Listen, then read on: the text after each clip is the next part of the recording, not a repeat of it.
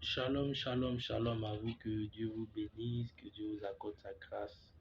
Je bénis le Seigneur encore, ce véritable Dieu, ce Dieu qui n'a ni fin ni commencement. Je bénis son nom parce qu'il nous donne encore la possibilité encore de partager sa parole, de vraiment partager un enseignement important, un enseignement très très très profond, afin d'entrer tout un chacun de nous dans la grâce de Dieu. Prions. Père, merci ce soir encore une fois de plus de ce que tu utilises ton serviteur, au Père. Tu enlèves en lui le stress, tu enlèves en lui l'inquiétude, tu enlèves en lui, tu brises en lui, Seigneur, son moi, que tu mets dans sa bouche, oui, les paroles qui vont nous donner d'être bénis, les paroles qui nous convaincront, qui nous donneront d'entrer dans ta grâce, que les paroles maintenant de sa bouche ne soient plus lourdes, mais qu'elles soient profondes, qu'elles soient faciles, afin de vraiment nous donner d'entrer dans un espoir important. Merci de glorifier ton nom d'agir au nom de Jésus-Christ. Amen. Éphésiens 6, verset 4. Et vous, pères, n'irritez pas vos enfants, mais élevez-les en les corrigeant et en les instruisant selon le Seigneur. Vous savez, tout enfant que nous sommes, Dieu a donné à tout et chacun de nous d'avoir une expression de respect envers nos parents.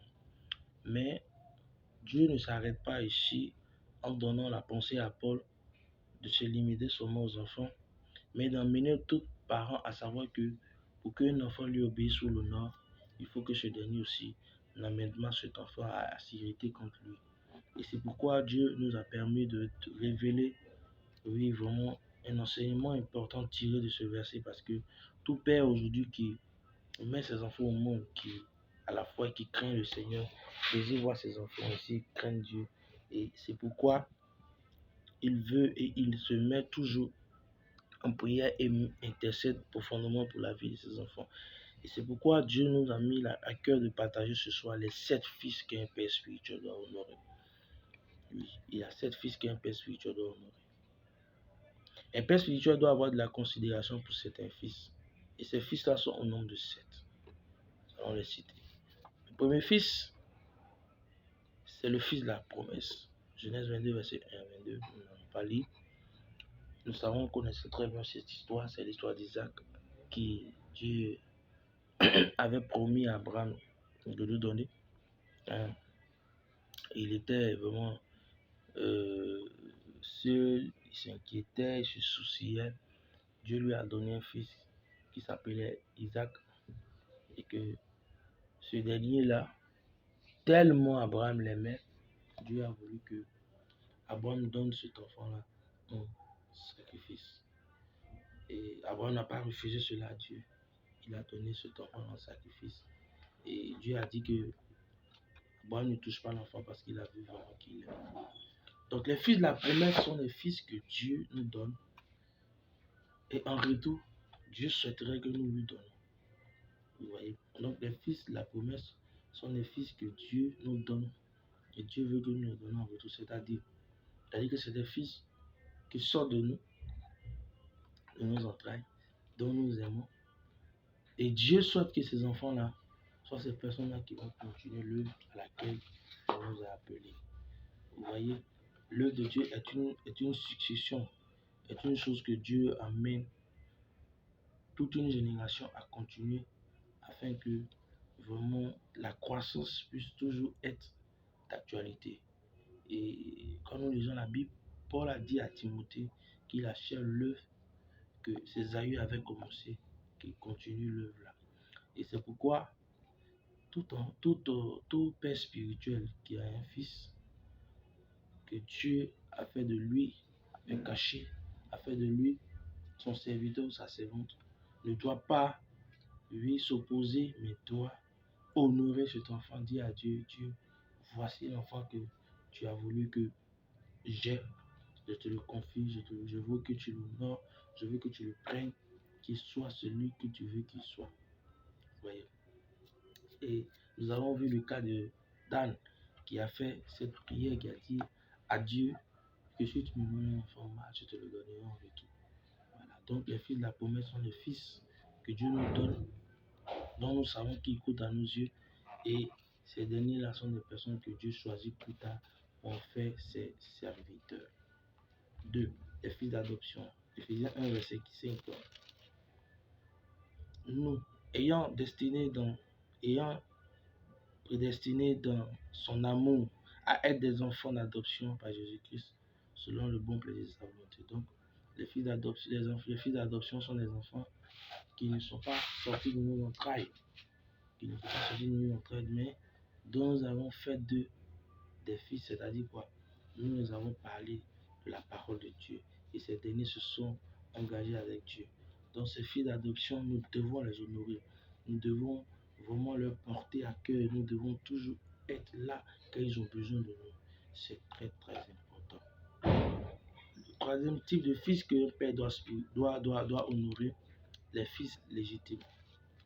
1 Timothée chapitre 1, 1 Timothée chapitre 1, verset 2 à Timothée, mon fils légitime, en la foi, que la grâce et la miséricorde et la paix te soient données de la part de Dieu, le Père et de Jésus-Christ notre Seigneur. Donc les fils légitimes, nous savons, c'est les fils, oui, c'est les fils dont, je peux dire, comment je peux appeler ça?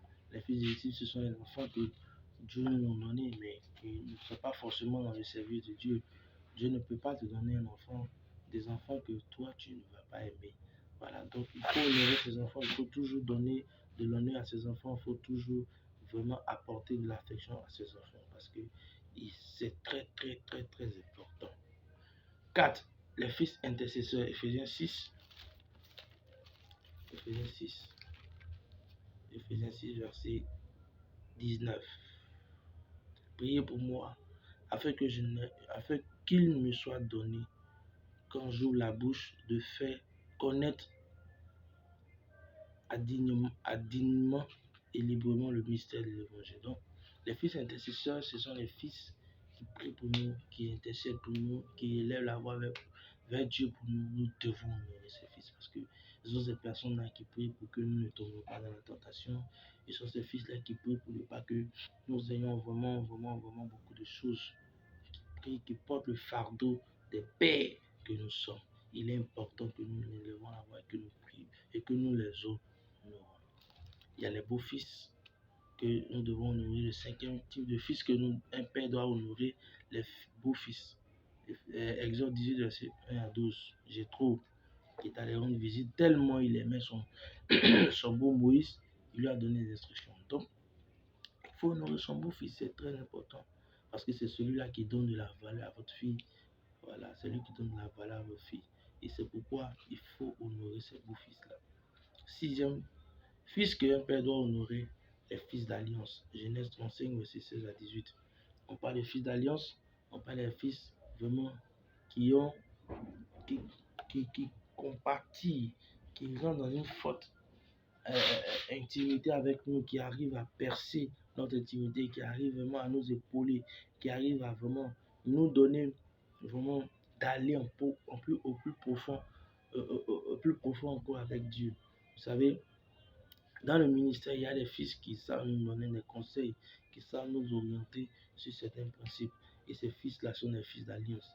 Vous voyez, dans la Bible, il y avait 12 disciples, mais il y avait un qui savait comprendre et entrer dans l'intimité avec Dieu.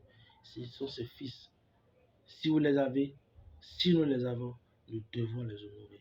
Parce que c'est des personnes qui savent nous comprendre et qui savent nous donner des directives. Pas parce que nous ne savons pas, mais par la sagesse que Dieu leur a transmise, ils savent nous donner vraiment beaucoup d'impressions. Et le septième type de fils que nous devons honorer, les fils de soutien, selon Genèse 27, verset 4. Les fils de soutien sont des personnes que Dieu a mandatées pour qu'ils nous soutiennent financièrement dans l'œuvre. Les personnes que Dieu a envoyées pour qu'ils nous aident vraiment dans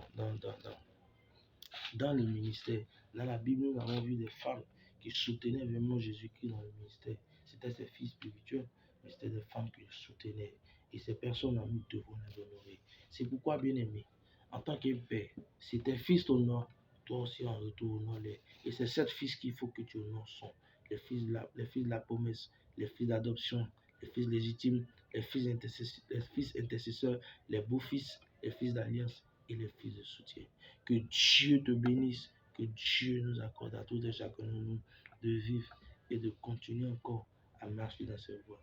C'est votre serviteur, le pasteur Boris.